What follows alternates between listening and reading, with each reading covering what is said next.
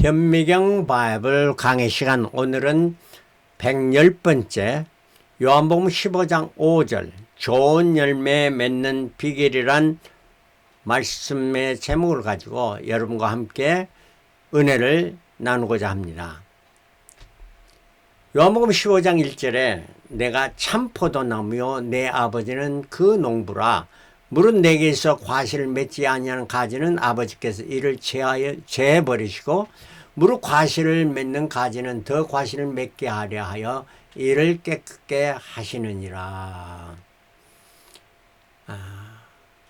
깨끗게 한다는 말은 절제해버린다 하는, 과실을 맺지 않는 것은 제하여 버리고 과실을 맺는 나무는 더 좋은 나무를 맺게 해서 푸르닝, 절제한다. 5절 오늘 본문 말씀, 나는 포도나무 너희는 가지니 저가 내 안에 내가 저 안에 있으면 이 사람은 과실을 많이 맺나니 나를 떠나서는 너희가 아무것도 할 수 없음이라. 예수님은 포도나무요 우리는 가지라. 이 가지가 포도나무에 붙어 있어야만 좋은 과실을 맺는다 하는 이런 말씀입니다. 그러나 우리가 그 가지를 포도나무를 떠나게 되면 과실을 맺지 못하는 것이 기정사실 아니겠습니까? 그리고 과실을 많이 맺으려면, 좋은 과실을 맺으면 절제를 해줘야 된다 하는 말씀이죠. 자, 나쁜 나무는 성경에서 가시나무입니다. 이 가시나무를 다시 말하면 남이 잘 되고 잘하는 이런 꼴을 못 보는 시기 질투가 많아서 남을 찌르는 이런 나무. 이게 남을 찔러서 남의 고통을 주기 뿐만 아니라 자기 자신도 죽게 되는 가장 무서운 것이며 시기 질투. 그럼 마태복음 7장 16절 그의 열매로 그들을 알지니 가시수의 나무에서 포도를 또는 엉겅퀴에서 무화과를 따겠느냐. 절대 그럴 수가 없는 것입니다. 두 번째는 담장이 넝쿨 나무입니다.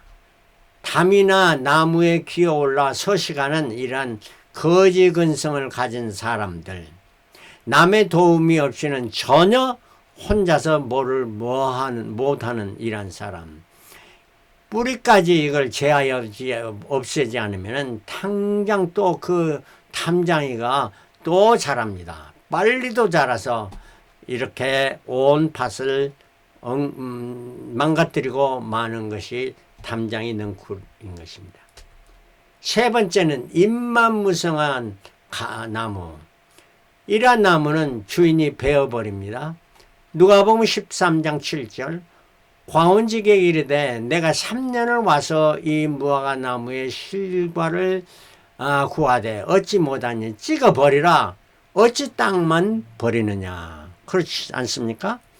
과일을 맺어야 주인이 좋아하지만은 맺지 않는 나무는 찍어버리게 되는 것입니다. 네 번째는 나쁜 열매를 맺는 나무. 이사야 8장 2절에 땅을 파서 돌을 제하고 옥토를 만들었단 말입니다. 극상품 포도나무를 심다. 가장 더 좋은 참 포도나무를 심었더니 좋은 포도를 맺기를 바랐더니 덜 포도를 맺혔도다. 참 포도나무에 좋은 열매를 맺지만 덜 포도를 맺는 거, 나쁜 열매를 맺는 나무, 이 역시 찍어 버리게 되는 것입니다.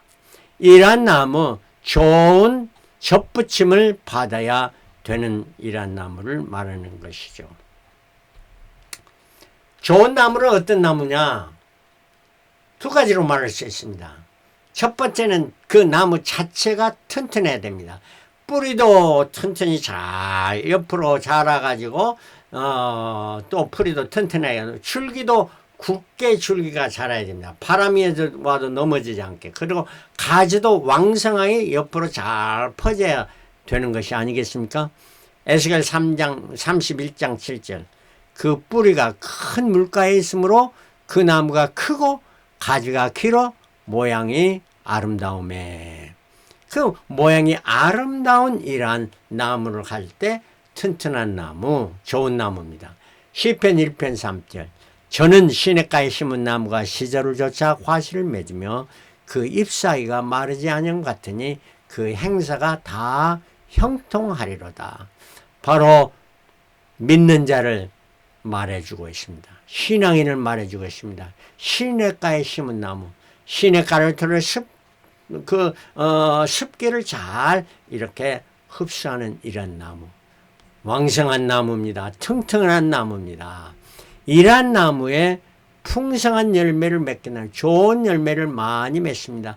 아무리 나무가 튼튼해도 잎사귀가 무성해도 안 되죠.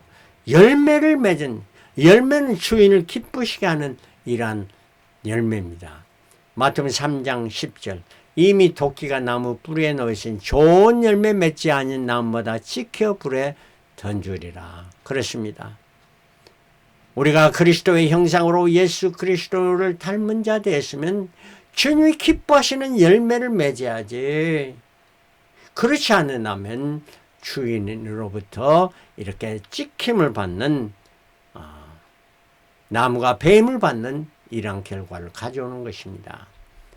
좋은 열매는 뭐냐? 좋은 나무는 좋은 열매를 맺는데 성경이 말해주는 5가지 열매, 이 열매는 꼭 우리가 맺혀야만 되는 열매들을 말합니다. 제일 중요한 첫 번째 열매는 마태복음 3장 8절, 그러므로 회개에 합당한 열매를 맺고, 회개에 합당한 열매를 맺으라 하는 것은 합당하다는 적당한, 그리고 이거는 칭찬받을 만한 이러한 뜻을 말해주고 있습니다. 이러한 회개는 구원에 이르는 회개입니다. 우리로 죄악에 찌들어진 자신이 우리의 그 모든 죄를 해결받는, 사함을 받는 이런 회개가 있어야 되는데, 이거는 죄악을 떠나서 주께로 돌아오는, 아버지의 품을 떠난 탕자가 아버지 품으로 돌아오는 것, 바로 우리 창조주 하나님의 품으로 돌아오는 이게 있어야지.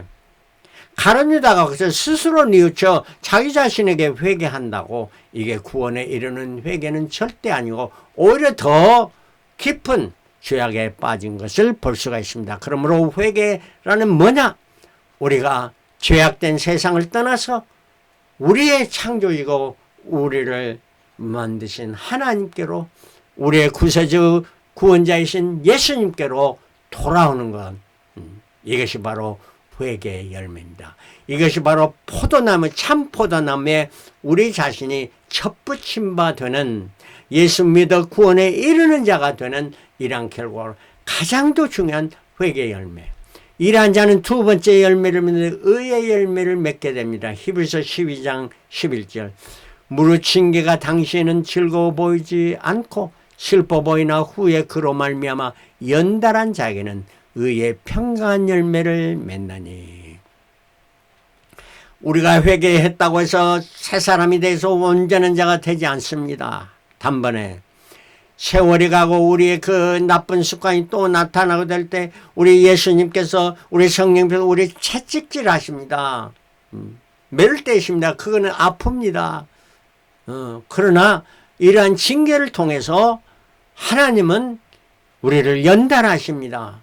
연달하십니다. 그 극복하게 하고 결국에 의의 옳은 righteousness의 평강한 열매, 의만이 평강을 우리에게 줍니다. 불의는 절대로 우리에게 마음의 평안을 주지 않습니다. 의의 평강한 열매를 맺게 하는 것이 두 번째 열매입니다. 이러한 열매를 꼭 우리가 맺어야 되지 않겠습니까? 세 번째는 입술의 열매입니다.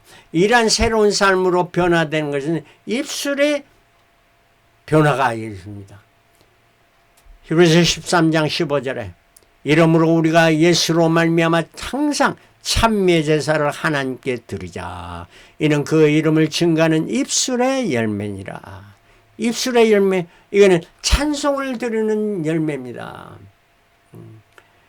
우리가 사람이 다 말에 실수가 많으나 말에 실수가 없는 자는 온전한 자라고 성경은 말합니다. 우리는 처음부터 온전해지지 못합니다. 우리의 입술에 참을 비방하고 가시나무같이 찔리는 이런 말을 하기도 합니다. 예수 믿는 자도요. 그러나 이게 연단을 통해서 우리가 절대로 그러지 않아야 되겠다. 성령의 도우심을 따라서 우리의 입술의 말이 변화가 됩니다. 그리고 좋은 말, 남을 격려하는 말, 이런 말로 변화되면서 우리가 또 하나님을 찬양하는 이러한 입술로 됩니다. 그리고 우리가 이런 항상 예수로 말미암아 그리스도로 말미암아 항상 찬미의 제사를 지라. 하나님을 어떻게 항상 슬플 때나 기쁠 때나 괴로울 때나 외로울 때나 이러할 때에도 항상 하나님을 찬양하는, 하나님께 감사하며 하나님께 기도 드리는 이런 찬미의 제사가 드리자. 이는 그 이름을 증가하는 입술의 열매니라. 그 이름 누구? 예수 그리스도의 이름을 증가하는 입술의 열매. 이게 바로 전도하는 겁니다. 우리 주님을 찬양하고 주님을 증가하는 이러한 열매가 바로 전도의 열매인 것입니다.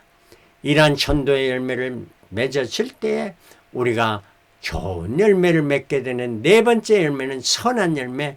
우리 삶이 완전히 변화돼서 골로새서 1장 10절에 주께 합당히 행하여 범사에 기쁘시게 하고 모든 선한 일에 열매를 맺게 하시며 하나님을 아는 것에 자라게 하시고, 합당히 하는 모든 일에 주님이 보시기에 좋다 하는 이런 말을 듣고 범사에 무슨 일을 하나 누구를 기쁘시게? 나를 기쁘시게 하는 것은 먼저 예수님을 기쁘시게 하고 이러한 일을 모든 선한 일에 선한 열매를 맺게 된다 하는 이란 말씀입니다.